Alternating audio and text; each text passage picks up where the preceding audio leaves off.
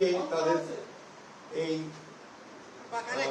দেশনেত্রী জানাজা, দাফন, মন্ত্রসূচির সমস্ত কাজগুলো সুষ্ঠুভাবে সম্পন্ন করার জন্য কোঅর্ডিনেট করার জন্য তারা আমাকে আমন্ত্রণ জানিয়েছিলেন ক্যাবিনেট থেকে।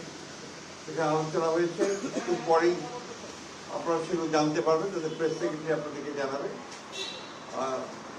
আমাদের প্রধান উপদেষ্টা তিনি বোধহয় একটা জাতির উদ্দেশ্যে ভাষণ দেবেন। আপনারা তাদের কাছ থেকে সব কিছু জানতে পারবেন, যেহেতু তাদের মিটিং তারাই জানাবেন, সেটাই ভালো হবে। আমাদের বিষয়গুলো আমরা আপনাদেরকে সকালে জানিয়েছি। আর আমাদের 12:30টার সময় আমাদের স্ট্যান্ডিং কমিটির একটা মিটিং আছে বিএনপির। সেই মিটিংয়ে আমাদের সমস্ত সিদ্ধান্তগুলো চূড়ান্ত করে আমরা আপনাদেরকে আবারও জানাবো, টাইমটা জানতে থাকবো। সেই ক্ষেত্রে আপনাদের কাছে আমরা সর্বাত্মক সহযোগিতা চাইব।